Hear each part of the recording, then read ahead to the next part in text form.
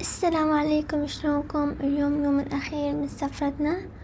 هسه حاليا احنا رايحين نفطر بمطعم كشكول. طبعا مطعم مو هكذا قريب كلش، بس قررنا ان نروح مشي هناك.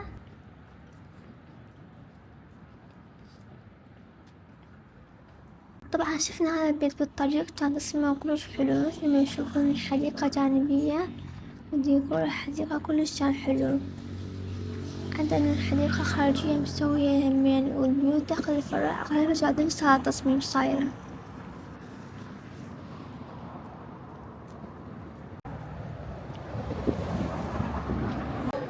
هسه احنا مطعم كشكول.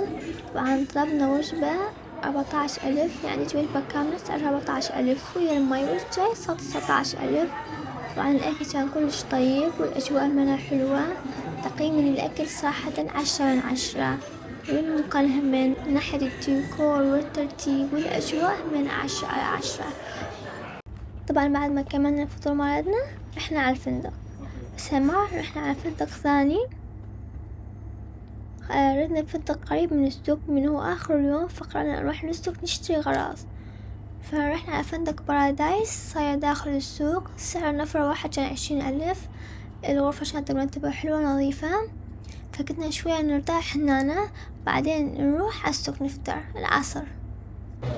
طبعا أول ما نزلنا على السوق لقيت هذا الأكل قدامي، وانتو تعرفون أنا شكل ضعيفة قدام الكتب، فرحت جوا دورت لقيت هواي كتب حلوة صراحة.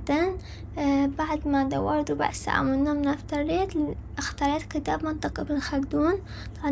طبعا أنا شايفة المراجعة مالته على مال جيل يقرأ الملخص مالته فعجبني فأخذت. طبعا أنا مقررة بالمستقبل إنه أسوي مكتبة بالبيت، لأن أعشق الكتب كلش وأحب هدوء. أنا شلون صارلي شغف الكتب من كنت صغيرة، تقريبا صف سادس ابتدائي أبويا جاب كتاب. هالكتاب كان بيها روايات قصيرة فقريتها، صراحة استمتعت كلش بالقراية.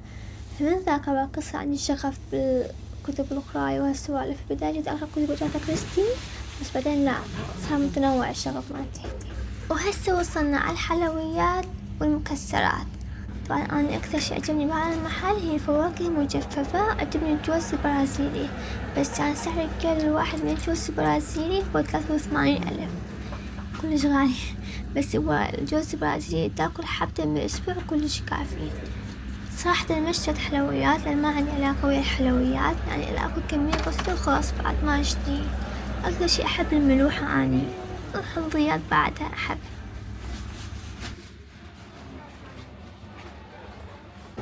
وهسه وصلنا السوق قدام الجامع. طبعا ما السوق كلش رخيص غراضة، بيه هواية شغلات همين، اختارنا بيها شوية واشترينا كم شغلة من عندها.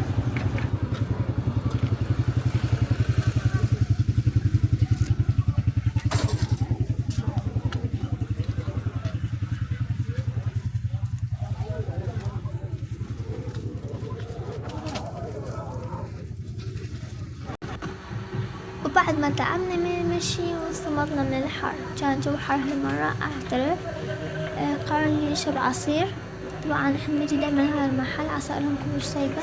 أنا طلبت عصير رمان، لكن المرة السابقة طلبت عصير أناناس ويا الليمون. هذول نوعين أنا كلش عجبني، كان طعمهم طيب. فإذا تشربون عصير أخذ نصيحتي الأناناس والليمون أو الرمان. طبعا الرمان لأن مريح للمعدة.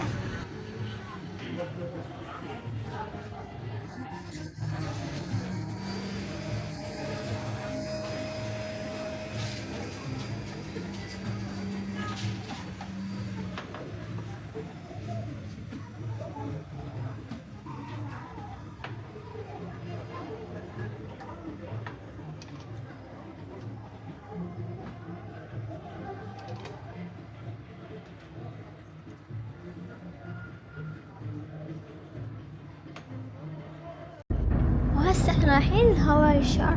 طبعا المكان كلش كبير هناك وكلش حلو، حتى بيها تأجيل درجة هوائية همين، وحتى يسوون بيها حفلات زفاف أو يروحون هناك يصورون جلسات تصوير يسوون. هناك راح يتعلمون سواقة. يعني صراحة الحديقة كلش كبيرة وكلش حلوة. أنا قبل كم سنة رايحت لهناك، فهسه اليوم احنا رايحين بالأخص على المسرح الروماني. وهسه دخلنا احنا هسه حاليا داخل هواري الشعر. هذا هو هواري الشعر. طبعا تدخل بالسيارة.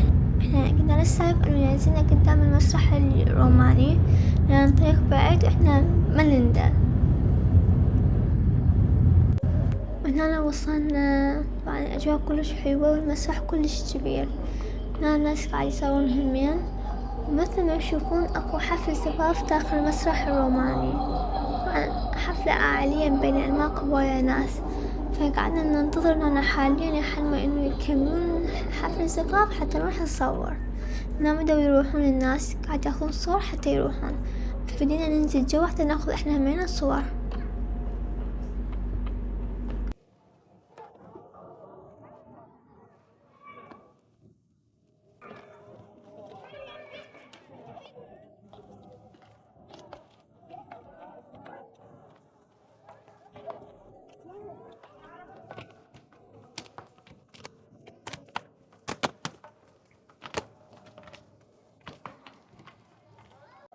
طبعا أنا تخيلت نفسي قاعدة على المسرح قاعد أحكي والناس كلها قاعد تبوا عليا. طبعا كان شعور حماس صراحة، بس بالواقع لا، أنا شخص انطوائي كلش ما أقدر أحكي ويا الناس أو حتى قدام مجموعة.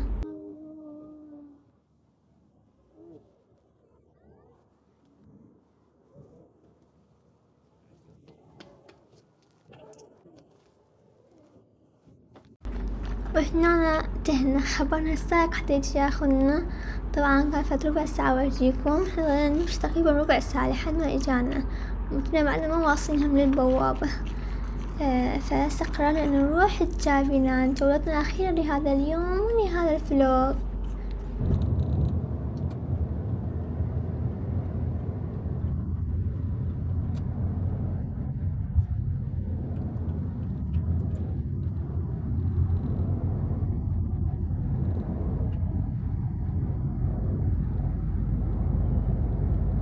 وهسه وصلنا على جافيلاند. طبعا أول شي قررنا إنه نصعده هو التلفريك. طبعا أنا أخاف من عنده كلش، آخر مرة صعدته قبل كم سنة وحتى عندي خوف من عنده. ما أعرف شو أصعد على فشي على حبل واحد يمشي، يعني شي مرعب صراحة.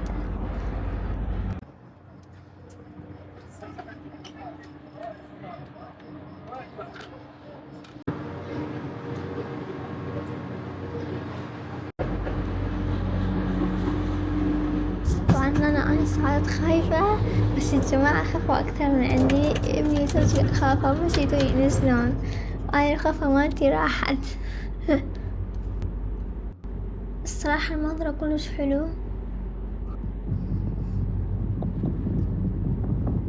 بس بعد الصعدة مالته مخيفة شوي، خصوصا من يصير تروح على عواميد يصير حركي يقوم يخوف.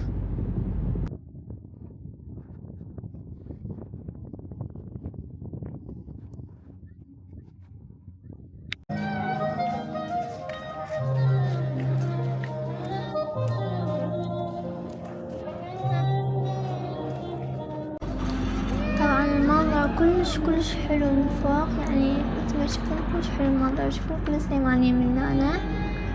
وهكذا تخلص جولتنا لهذا اليوم ولهذا السفرة. من هذا آخر فلوق بهاي السفرة. أتمنى عجبكم الفيديو. شكرا على تعليقاتكم الحلوة ودعمكم إلي. أشوفكم إن شاء الله في الفيديوهات القادمة. مع السلامة.